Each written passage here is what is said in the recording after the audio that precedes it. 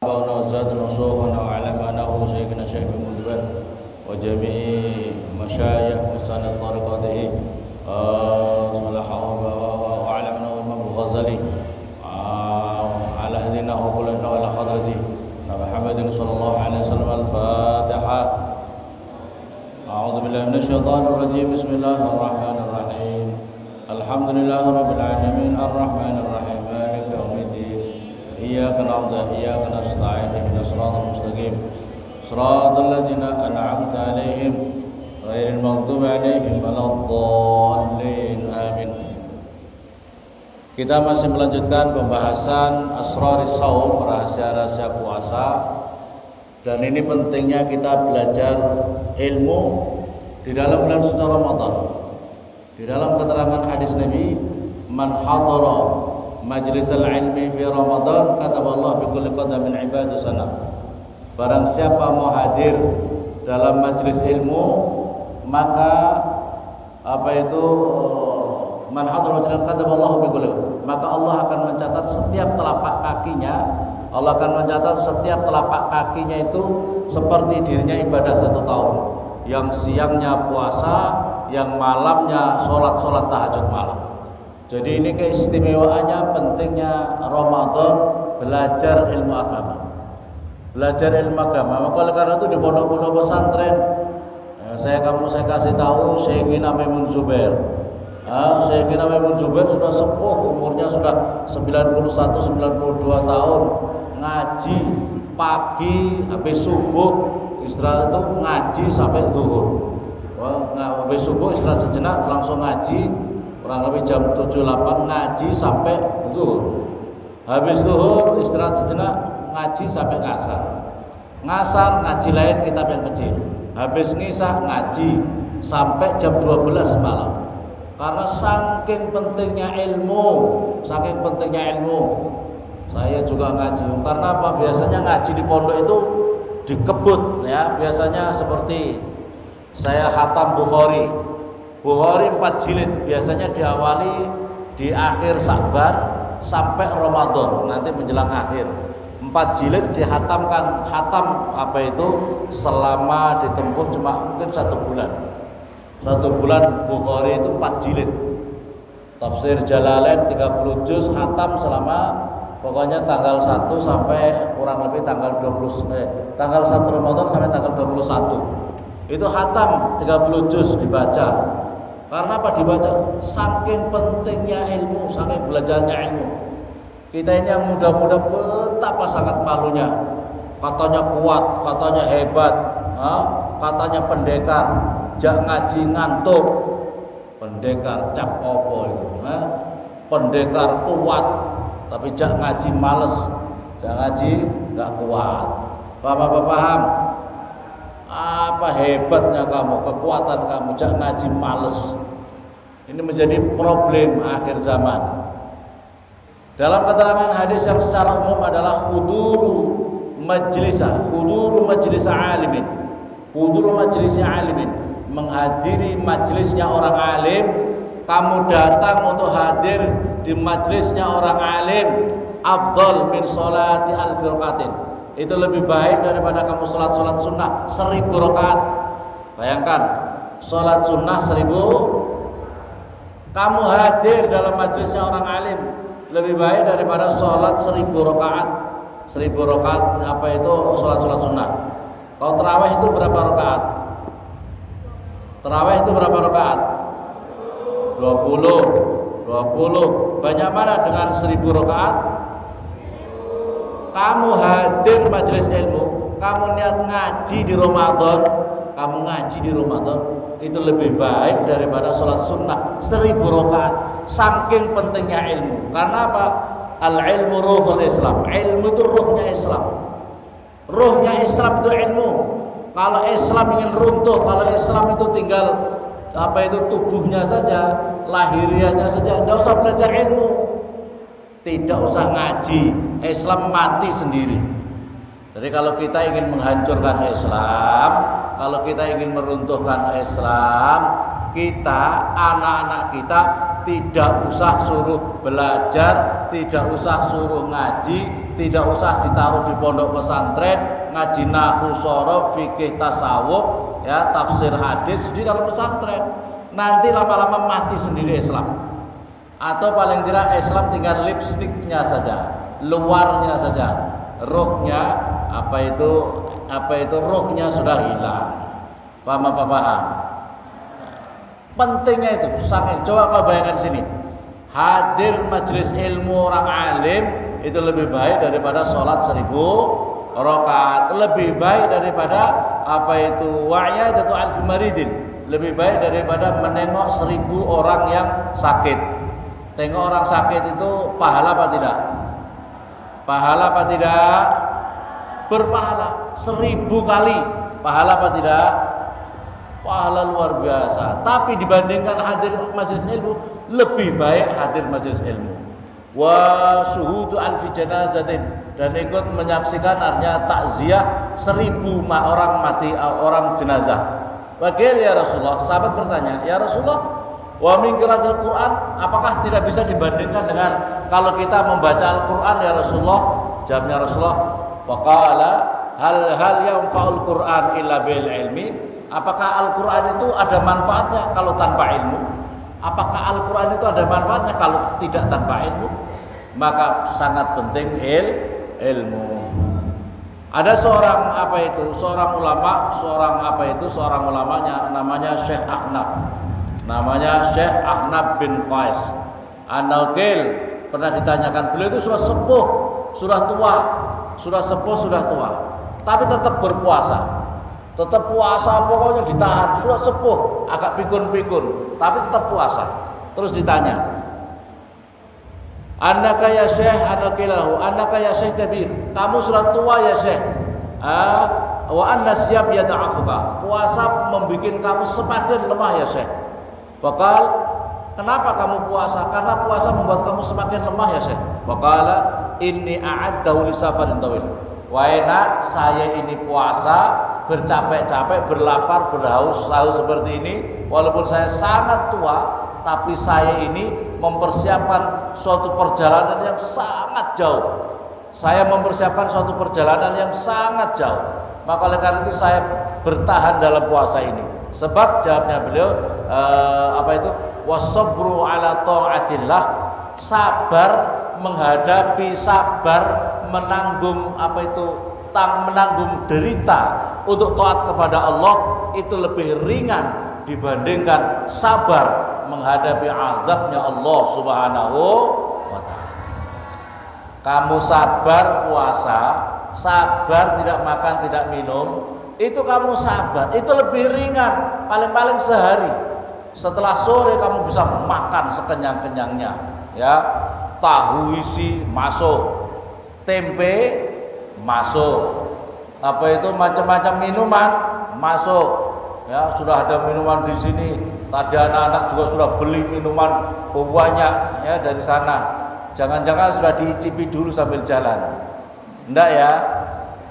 Oh, Masya Allah, sudah minuman disiapkan semuanya, di planning. Wah, kalau pemainnya di rumah, kolaknya 3 piring, cendolnya 3, Masya Allah, esnya, semuanya sudah disiapkan semuanya, satu meja minuman segala macam. Jadi kamu puasa, sabar menghadapi, lebih ringan. Kamu berhaus lapar 1 hari, lebih ringan dibandingkan dengan kalau kamu sabar diseksa oleh Allah. Di dalam kubur digecek-gecek sama malaikat terus. Di dalam kubur dimakan sama dengan di dalam barzah kamu dihancurkan oleh malaikat dengan berbagai macam seksaan. Di neraka kamu menghadapkan seksaan-seksaan di dalam neraka. Kira-kira pilih mana? Bersabar untuk mengikuti taat sama Allah, atau kamu mau bersabar? Saya mau sabar nanti aja biar tahu rasanya digepui sama malaikat kayak apa. Atau milih yang mana kalian? Syekh Ahnaf memilih sabar menghadapi taat kepada Allah daripada sabar menghadapi perjalanan di alam barzah, alam akhirat, disiksa terus menerus oleh Allah Subhanahu. Makanya puasa ini kita dilatih menjadi orang jujur, orang amanah. Kamu itu puasa ini benar-benar. Kalau amal-amal yang lain bisa semua orang lihat. Sholat bisa lihat orang, haji kamu bisa dilihat orang banyak, zakat, puasa-puasa yang lain bisa dilihat. Puasa itu antara diri kita sama Allah, benar-benar antara diri kita sama Allah. Kamu bergaya puasa actionnya, tapi kamu di kamar mandi makan minum, ada yang tahu apa tidak? Kamu bergaya, saya puasa, masya Allah. Tadi malam saya sahur mbak, tadi malam saya sahurkan. Tapi siang itu dia sudah bikin kopi di rumah, habis 3 porsi, baru keluar bergaya datang ke masjid baca Al-Quran, padahal sudah makan 3 porsi. Ada yang tahu apa tidak kalau di rumah sendiri? Makanya kamu dilatih menjadi orang yang jujur. Sekarang ini yang repot kan menjadi orang jujur. Di pondok kelihatannya pakai kerudung, pakai kerudung. Di luar kamu kelakuannya kayak pelacur. Ada apa tidak? Naudzubillah summa di pondok pakai kerudung Islami, astagfirullahaladzim, astagfirullahaladzim. Insyaallah, alhamdulillah. Di luar sama laki-laki dikipas sedikit, kipas gini, kayak kambing dikasih makan rum. Oh dasar ada kayak gitu. Santri bikin muskilat kabir, problem besar, pacaran di luar, masya Allah. Kiai-kiai kamu di pondok tidak pernah menjaga supaya tidak ada fitnah. Kiai-kiai kamu tidak pernah salaman sama perempuan-perempuan. Ada yang kiai-kiai di sini salaman dengan perempuan-perempuan? Kamu sama lawan jenis kamu sama santri laki-laki salaman, foto-foto, selfie-selfie yang dicatat oleh dicatat oleh dunia maya kamu, dicatat oleh malaikat. Begitu juga mendukung, yang lain juga mendukung. Wala ta'awanu 'alal ismi wal, jangan kamu tak saling tolong menolong dalam permusuhan dan di dalam dosa dan paham apa paham? Ya Allah, naudzubillah subhanallah. Siapapun juga yang punya kasus gitu, keluarkan, nikah saja. Ya, punya kasus gitu, nikahkan saja daripada di pondok tambah banyak orang tuanya walaupun MTS sudah pacaran, nikahkan aja daripada bikin masalah. Ya, nikahkan saja daripada bikin masalah. Ya, karena kalau masalah itu nanti orang tua kamu ikut dosa. Kalau di pondok, kiai-kiai kamu ikut berdosa dengan kelakuan kamu.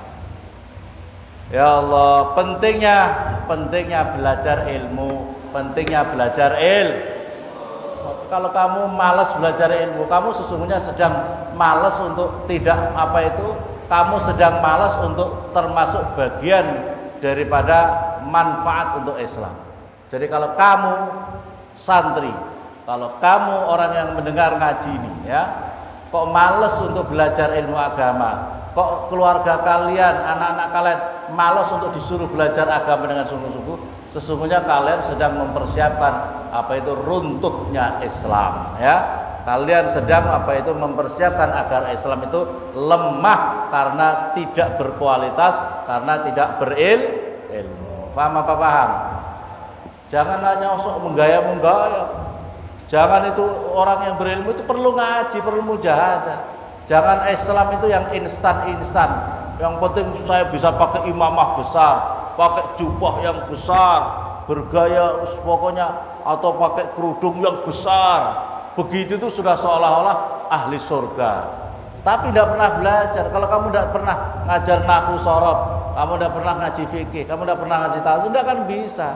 Kamu tidak pernah ngaji Al-Quran, tidak akan bisa. Kamu tidak pernah ngaji tafsir, tidak akan bisa. Pentingnya belajar, pentingnya ngaji, punya semangat untuk mengabdikan diri kita itu ada manfaat untuk. Paham apa paham? maka betapa luar biasanya orang yang belajar ilmu agama, khususnya di dalam bulan suci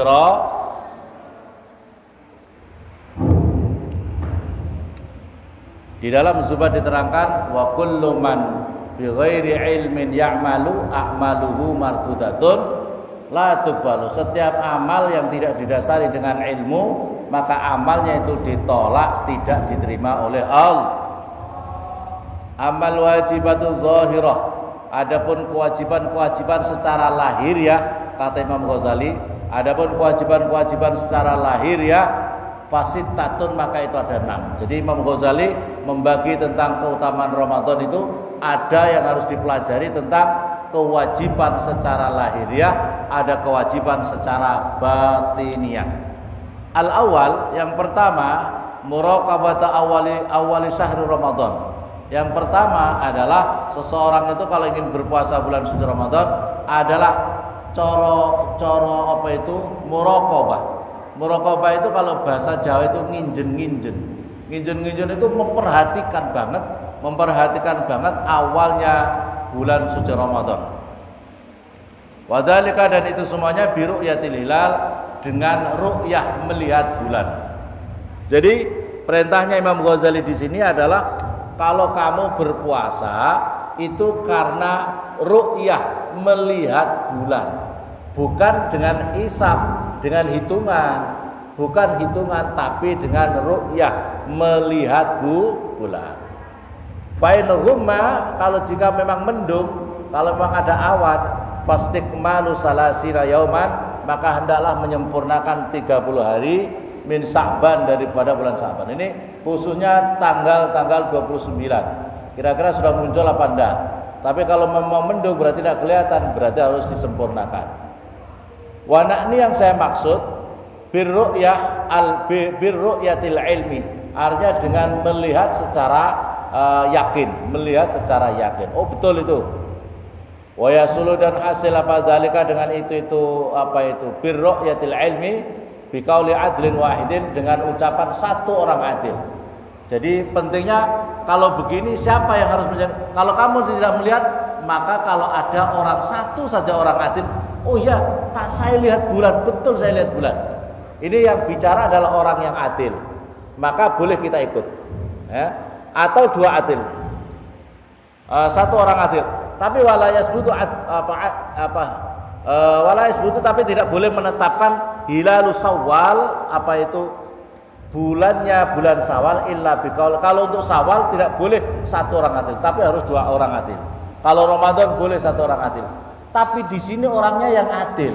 Paham ya? Orangnya yang adil. Sebab orang yang tidak adil itu ada orang fasik namanya. Orang fasik. Orang adil itu dirinya tidak pernah maksiat, tidak pernah menampakkan dirinya ahli maksiat. Kata-katanya jujur, kata-katanya benar, amanah. Dia itu tidak melakukan maksiat-maksiat. Nah, ini namanya orang adil. Dalam definisi fikih, orang adil itu, jadi kalau ada orang adil, ada orang kok suka maksiat, katakanlah orang sholatnya jarang-jarang, itu berarti dikatakan dia tidak orang adil. Ada orang Islam tapi suka membuka aurat di depan umum, katakanlah kalau pemainnya laki-laki pakai celana pendek jalan-jalan kemana-mana, berarti dia tidak adil, karena auratnya laki-laki itu adalah antara lutut sampai di pusat. Kalau ada laki-laki kok suka begitu, pemainnya pakai celana pendek kemana-mana, terlihat oleh orang, maka itu dikatakan dia tidak adil. Karena apa? Dia tidak bisa menjaga, walaupun itu bukan dosa besar, tapi itu menunjukkan dirinya melakukan dosa terus-menerus walaupun kecil. Dosa terus-menerus walaupun kecil, itu namanya orang fasik. Fasik. Ya, orang fasik itu tidak boleh diterima kesaksiannya. Pokoknya mohon maaf, kalau dalam Islam itu, Pak polisi, tadi saya lihat dia itu tadi melakukan kejahatan begini Pak polisi. Dilihat dulu orang yang bicara ini adil apa tidak. Orang yang bicara adil apa tidak. Kalau tidak adil tidak diterima. Pak Hakim, saya lihat bahwa dia telah melakukan begini kejahatan begini. Dia dulu, dia adil apa tidak. Nah, ini penting mencari orang adil. Nah, sekarang ini masalah orang adil menjadi repot. Kadang-kadang orang nikah, syarat sah nikah itu harus ada saksi 2 orang adil. Saksi orang 2 adil. Nah, kadang-kadang yang saya lihat, yang kita lihat, oh saksi dari pihak perempuan ini, ya ini pamannya, yang ini dari pamannya. Kadang-kadang pamannya itu juga kalau memang dia ahli maksiat jangan dijadikan saksi. Kalau orang tuanya orangnya ahli maksiat, tidak pernah sholat, Jumatan tidak pernah, judinya lancar, jangan dijadikan saksi walaupun dia pamannya. Sebab itu menjadi syarat sah pernikahan, saksi 2 yang adil. Saksi 2 yang kalau tidak adil jangan dijadikan saksi. Paham apa paham? Kalau untuk bulan Syawal itu harus 2 orang adil. Ihtiyaton lil ibadah, karena untuk menjaga kehati-hatian dalam ibadah. Waman sami'a, dan barang siapa mendengar, adlan pada 1 orang adil. Wa wasaqo, dan mantap orang itu biqauli dengan ucapannya 1 orang adil.